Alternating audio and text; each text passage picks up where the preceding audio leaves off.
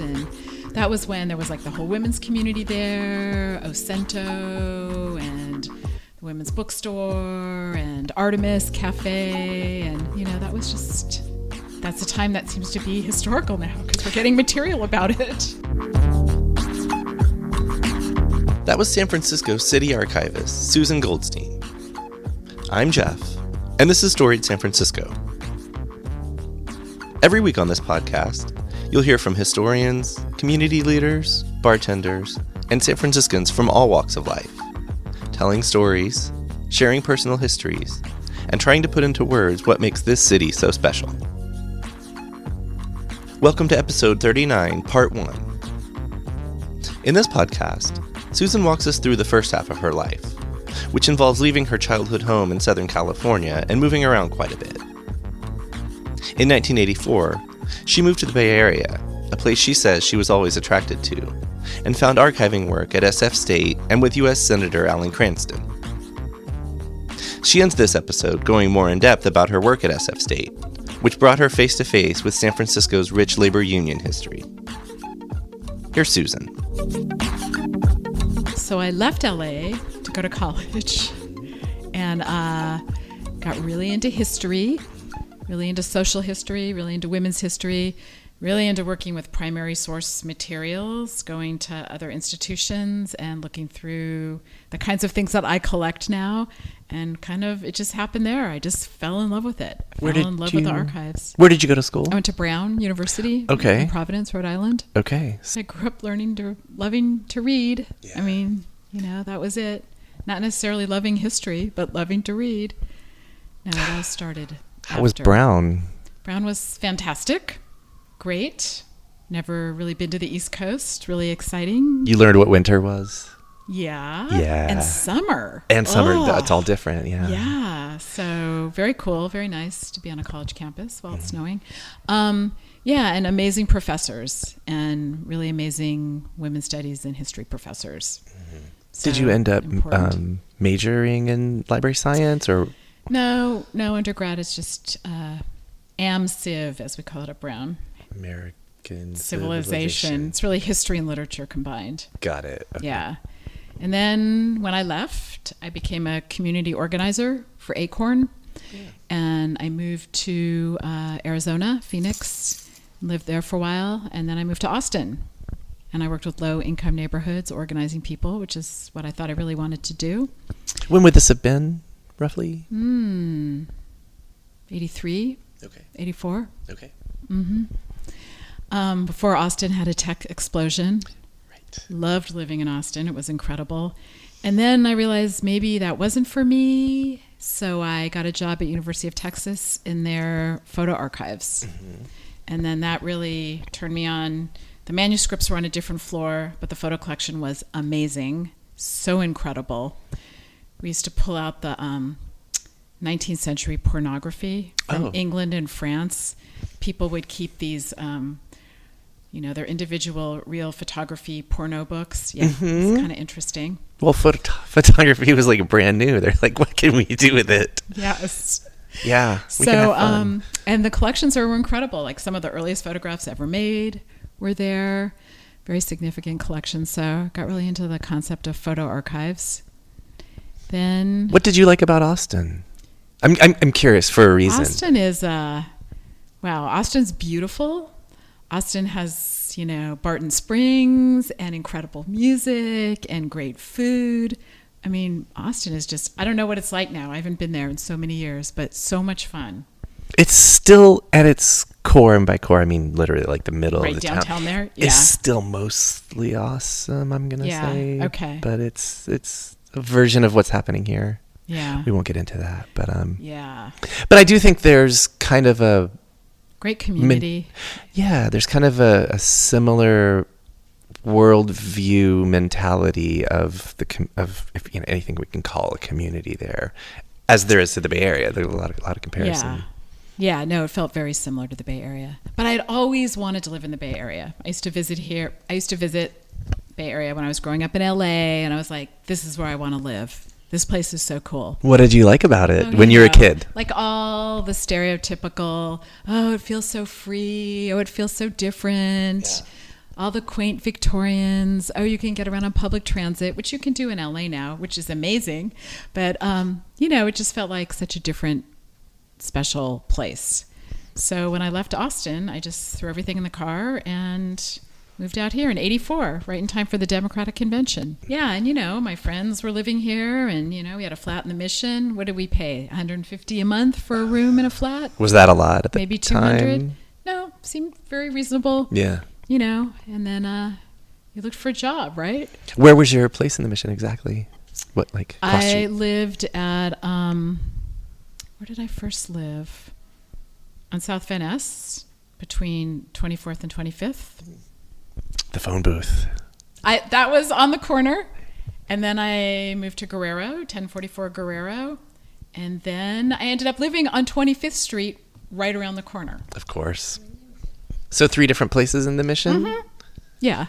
Just kind of, this is what people do. You move here and you kind of move around. Yeah. And friends lived in different places. And that was when there was like the whole women's community there, Ocento, and the women's bookstore, and Artemis Cafe. And, that was just... That's a time that seems to be historical now because we're getting material about it. Oh, wow. Yeah, it's full very circle. Funny. That's cool. It's very funny to get stuff from your own life. Right. Mm-hmm. Was the Dover Club still in the women's building at that time? Yes. Okay. Mm-hmm, definitely. That's a little bit before my time. I know the post-women's building Dover, but not. Okay. Yeah. Yeah. Okay. So now you live in San Francisco. So now I live in San Francisco. I get a job at... I get a job on an AIDS health project. Okay. Yeah, and I work out at Children's Hospital, and it's an epidemiological study. AIDS is all of a sudden coming into full swing, 84, and it's epidemiological study. And I'm working, as an administrative assistant, and I do that for a couple of years while I put myself through library school. Sorry, just real quickly for those, and for a refresher for me, for those who don't know what epidemiological means. So these docs, these clinicians were trying to look at where AIDS was coming from and how it spread in the community. And they were doing interviews every year with the same group of men, the same cohort of men over a period of years. And a lot of studies were published out of that initial study. Mm-hmm. And also people would receive their, if they were positive or negative during the course of the study. Wow. Yeah. And it's, again, also very relevant. We're working on an NEH grant, National Endowment for the Humanities grant right now. And we're digitizing early AIDS papers that we have in our collection. So it's kind of... it's kind of very moving. Yeah. 84, was it called or referred to as AIDS? Yeah, I think it wasn't GRID anymore. I think it was AIDS by 84. Right. Yeah, right. What definitely. Was that like for you? I mean, I was very young, and I remember being like, it's scary that they don't know what's going on. And everyone's sick. It was intense because, you hear people say it, but, people you knew all around you got sick and died. So one of the guys who was a phlebotomist on the study, he drew blood. He was one of my really good friends, and he ended up dying. He and his partner, both of them. People around you were sick and dying. It was pretty intense. Yeah. A lot of people were volunteering, and yeah. Okay. What after for you? What would you do? And then I thought, okay, I either want to do public health or I want to do archives. I go to library school.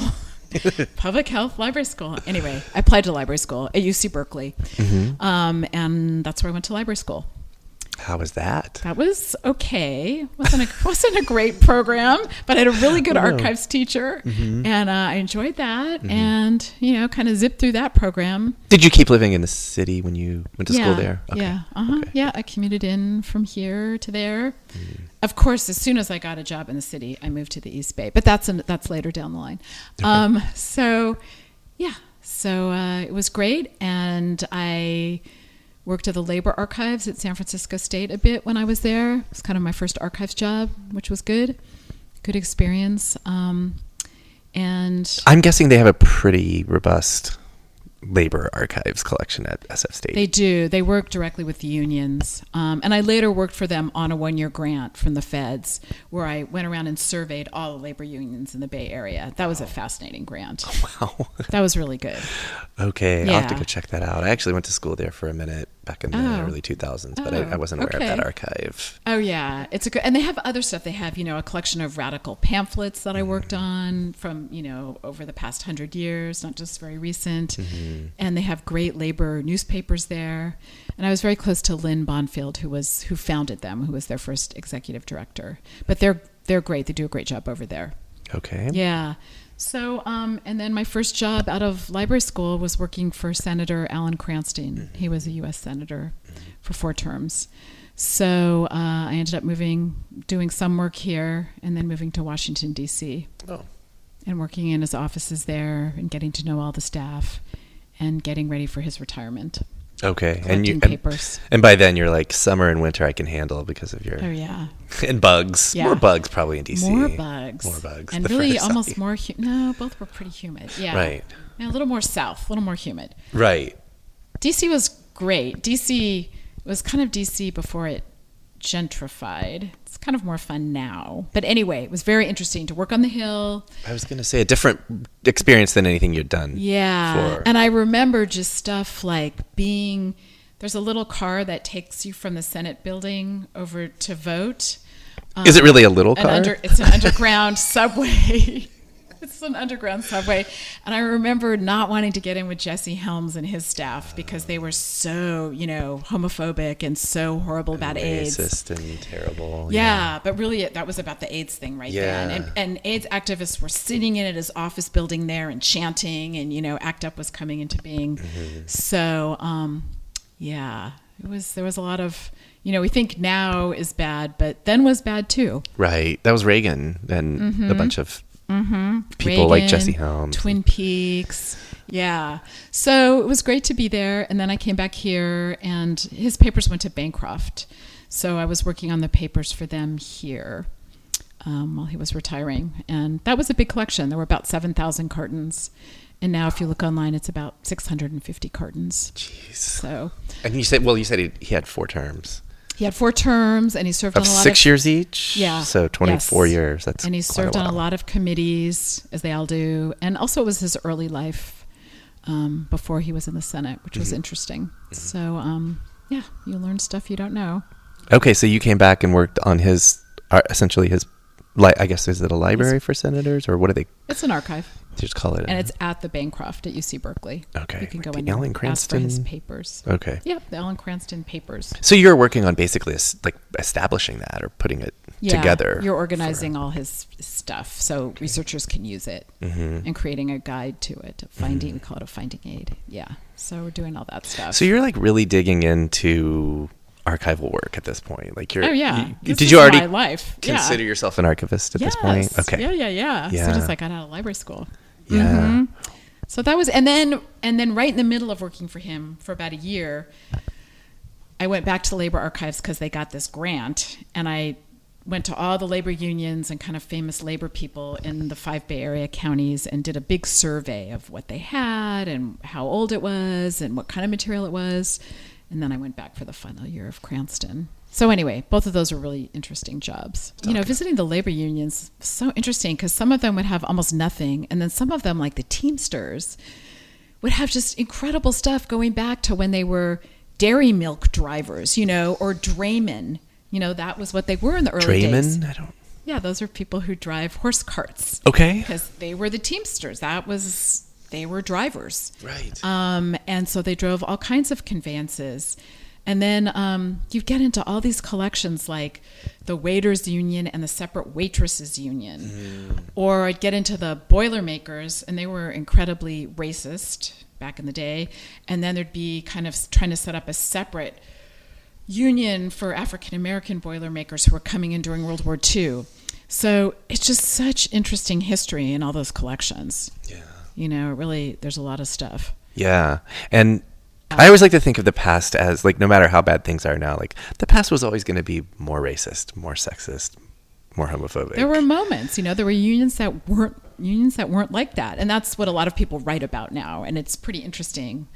Like Alan Barrowby, who's a GLBT historian. He's dead now, but he wrote he was writing a great book. He didn't finish it, on Marine Cooks and Stewards, which was a very gay union during World War II, which was very unusual. So there are these little nuggets that are different. Or ILWU, warehousemen, they were very racially open and accepting union. They were really the one union that was quite progressive. Right. So, it really varies across the board. Yeah. But it's fascinating. Yeah. And so is that that labor archive at SF State, is that open to the public? Yeah, it's open to the public. You hear that, kids? Mm-hmm. Go check it out. And I'll do the same. Really good. And it's in the main library building. It used to be off campus, but now it's in the main library building on campus. Yeah, they do great work. Cool. Mm-hmm. Okay. And then, so what's next? So then I go back to grad school. Oh. You weren't expecting that, were you? I just have to ask, did you get on scholarships, or is it like more debt? Yay. No, I had scholarship. I had grants. Good, yeah. Good. I had, and then UC Santa Barbara. I went for master's in history, and I, taught. I was a TA. So, and then I finished that. Are you close with your family? Because you were closer. I'm assuming they still stayed back in. They were in that LA. area? Yeah. So they're like, were they psyched to have you close, and then you're like, bye-bye again? Well, I was in San Francisco. Right. I wasn't that far from them. Yeah, but I meant in Santa Barbara. Yeah, I would probably drive down a little more often. Yeah. But you finished that. And then I got this job. That was Susan Goldstein. Join us Thursday for part 2, when Susan will tell us all about her role as city archivist in San Francisco. Music for the podcast is by Otis McDonald. Film photography is by Michelle Kilfeather. You can find all 80-plus episodes on our website, storiedsf.com. And while you're there, you can also help support this project by going to our store page and checking out the different pledge levels. Follow us on Facebook, Twitter, and Instagram to stay up to date on everything we do. If you're listening to this on Apple Podcasts, please rate and review the show for us. If you have ideas of who should be on the podcast, our email is storiedsf@gmail.com. Thanks for listening.